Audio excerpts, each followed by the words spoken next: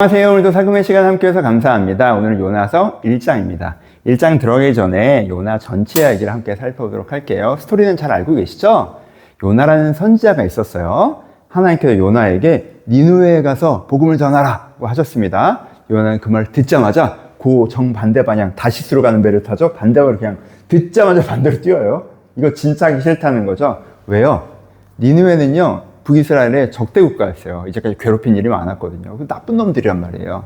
하나님한테 제한테 복음을 전하라고 하니까 심판의 메시지를 전하라고 하신 것이지만 하나님께서 제대로 기회를 주시는구나. 정말 싫어.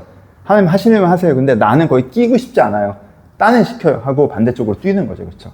하나님께서 어떻게 하십니까? 큰 풍랑을 보내시고 물고기를 보내셔서 요나를 겸손케 하시고 일로 데려오시죠. 요나가 여기 와서 복음을 전합니다. 근데 아직도 마음에는 하기 싫은 마음이 가득하죠. 그래서 대충 전해요. 근데 무슨 일이 벌어져요? 이들이 회개하기 시작하죠. 그러니까 요나가 더 짜증나죠. 이들이 내가 전에도 안 듣고 무시하고 회개하지 않아야 심판받을 텐데, 하나님 얘네들이 심판 안 하실 거예요. 얘네들 회개하니까. 하나님 나한테 심판하시는 거니까 심판하세요. 막 요나가 그러니까 하나님께서 박농쿨 사건을 통해서 요나에게 내가 얘네들이 회복되는 것이 내 마음이지. 어떻게 심판하겠니? 내가 창조한 이들을 내가 회복하고 싶은 게 잘못됐니? 내 사랑의 마음을 좀 알아줘. 네가 그 박농풀도 아끼거든. 내가 이들을 아끼는 마음을 왜 모르니? 라고 하나님께 요나에게 말씀하는 장면이 나와 있습니다.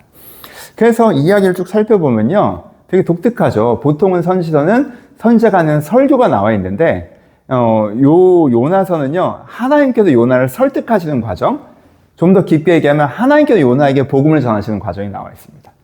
요나가 믿었는지 믿지 않았는지 오픈엔딩으로 되어져 있는데 자기의 공의, 자기중심 공의를 갖고 있는 요나에게 하나님께서 사랑의 복음을 전하시는 그 과정이 요나서 전체 과정이라고 할 수 있습니다. 이것을 기억하시면서 요약 잠깐 살펴볼까요? 전체 구조는 뜻이 다르면서는 갈등과 설득의 구조로 나와 있죠. 뜻이 달라요. 하나님의 뜻은 니느웨에 가서 요나가 말씀을 전하기 원하시는 건데 요나의 뜻은 그건 안 합니다. 이게 요나의 뜻이고 하나님께서는 니느웨를 용서하시는 게 하나님의 뜻인데 요나는 심판하는 것이 요나의 뜻이죠. 그렇죠? 그래서 하나님의 뜻과 요나의 뜻이 충돌하는 모습이 나와 있습니다. 그 과정에서 하나님께 어떻게 하세요? 하나님께 요나를 설득하시는 거죠. 물고기와 박농쿨로 설득하는 것이 요나의 얘기의 기본 구조입니다.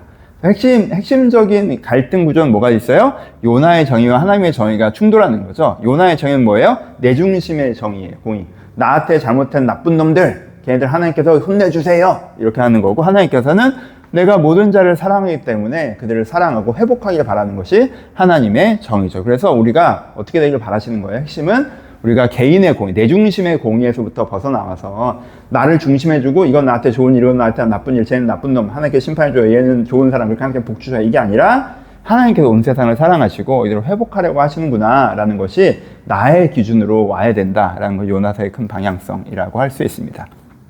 그래서 이것은 사실 요나서는 요나에게 전해지는 사랑의 복음이 요나서예요. 그래서 이 복음이 요나에게 전해지는 거예요. 여러분, 요나서를 언뜻 읽으면요, 되게 불편한 얘기다. 나는 쟤가 싫은데 쟤한테 잘하라고 하시는구나. 굳이 왜, 진짜, 이제 원수 사랑 얘기하는 건가? 되게 부담스러운데? 이렇게 들릴 수가 있는데요. 조금 더 깊이 보시면요, 사랑의 복음이 누구에게 전해지고 있는 거예요? 요나에게 전해지고 있는 거죠.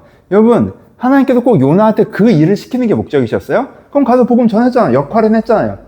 역할 시키려고 하나님께서 하신 걸 사람이 없어요. 꼭 요나가 해야 돼서? 아니죠. 역할을 다 했는데도 하나님께서 요나와의 대화를 끊어지지 않으세요. 하나님께 원하시는 건 뭐가 바뀌는 거예요? 요나의 마음이 바뀌는 거죠. 어떻게? 이타적인 마음으로? 아니요. 요나가 사랑의 하나님을 알길 바라는 거예요, 여러분. 여러분, 여기까지 가셔야 돼요. 요나가 사랑의 하나님을 알길 바라는 거예요.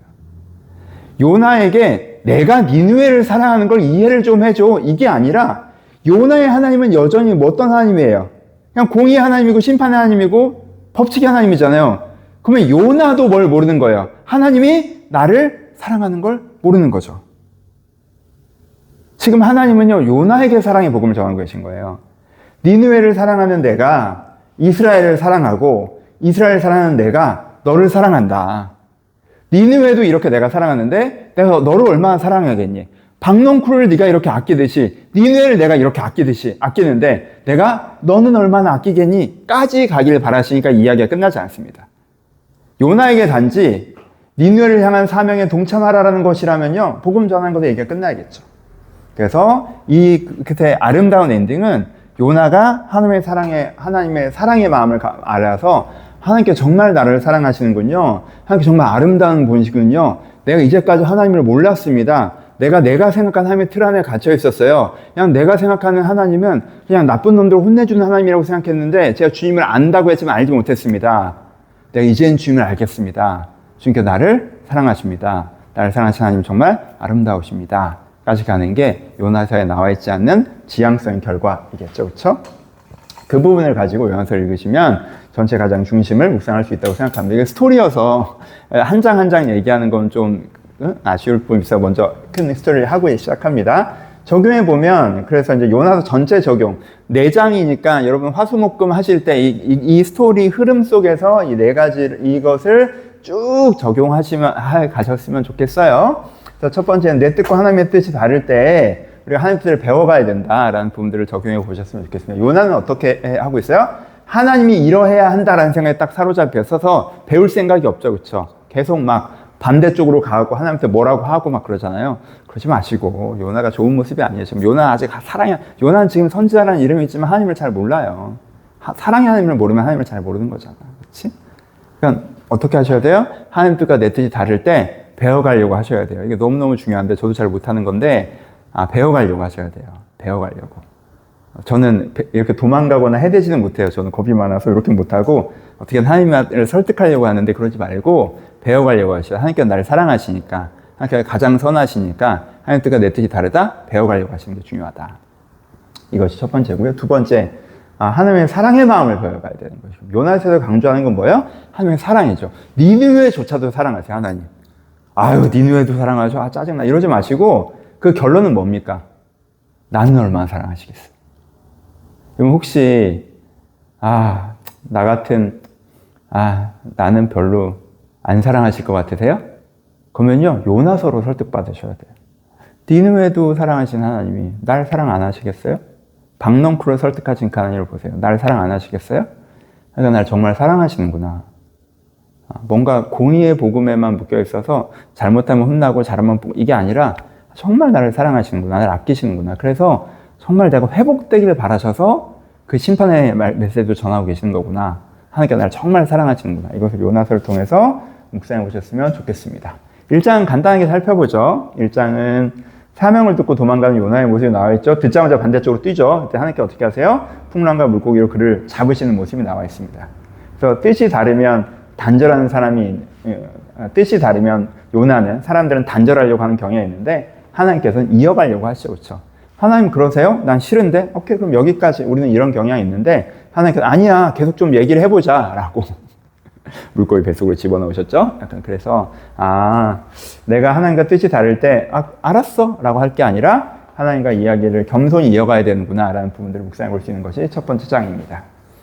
개인적인 적용은 저는 그냥 이 말씀이 이 표현이 제 안에 그냥 담겼어요. 나는 하나님의 손 안에 담겨 있다 라는 말씀을 좀 묵상해 봤습니다. 나는 하나님의 손 안에 담겨 있다. 나는 하나님의 손 안에 담겨 있다. 그렇잖아요. 저번에도 말씀드렸지만 무슨 하나님의 뜻과 내 뜻 이런 거 얘기할 때 무슨 회사 그만두는 것처럼 그 회사 그만두면 그 회사의 뜻에서 난 상관없어지는 거예요. 이제까지 평가를 어떻게 받는지 난 상관없어. 하나님의 손에서 우리가 벗어날 수 있다고 생각하는데 그게 아니라 하나님의 손에 담겨 있잖아요. 그게 때로는 무서운 말씀이기도 하고 그렇지만 오늘은 저를 되게 겸손하게 하는 말씀 하나님의 손 안에 담겨 있다. 그리고 어떤 면에서 되게 평안을 주는 말씀이라고 생각해요. 요나가 지금 하나님의 손 안에 담겨 있잖아요. 반대편으로 뛰어가도 하나님의 손 안에 담겨 있잖아요. 저도 하나님의 생각과 내 생각이 다를 때 반대쪽으로 달려갈 때도 있는데 정말 하나님의 손 안에 담겨 있는 것들을 다시 한번 느낄 때 겸손해지고 또 평안함이 있는 것 같아요. 하나님께서 나를 또 설득하시고 만져주시고 알려주고 하시니까요.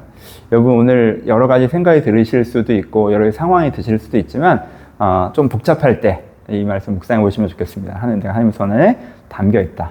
여러분 어떤 일이 있든 하나님의 손 안에 담겨 있습니다. 우리 하나님에서 배워갈 수가 있고요. 하나님께 우리를 돌보실 것이고요. 하나님의 선하신 것과 우리를 인도하실 것입니다. 그렇게 묵상해 보시면 어떨까? 저는 그런 큐티가 있어서도 조금 거리가 있을지 모르겠지만 함께 나누어 봤습니다. 요나서 첫 시간입니다. 전체 이야기를 나누자고 좀 급하게 왔는데 한 장도 좋지만 요나서 전체가 4일 동안 묵상되면 어떨까라는 생각이 있습니다. 그래서 4일 내내 뜻이 다르다고 단절하거나 충돌하지 말고 배워가자. 내가 사랑의 하나님을 좀 더 알았으면 좋겠다라는 기도를 해보셨으면 좋겠고요. 오늘 1장 이야기로는 하나님 독하다 이러지 마시고 나도 하나님 손에 담겨 있구나. 내가 반대쪽으로 뛰어간다고 되는 게 아니구나. 이것도 묵상하시면서 그 손에 담겨 있는 것을 기뻐하셨으면 좋겠습니다. 좋은 아침입니다. 오늘 요나서 유명한 이야기로 시작하는데 그냥 스토리로 쓱 지나가지 않고 이번 한 주 동안 여러분 마음 가운데 잘 담겼으면 좋겠습니다. 오늘도 여러분 하나님 손에 담겨 계시니까 주의 손 안에서 평안하셨으면 좋겠습니다. 감사합니다.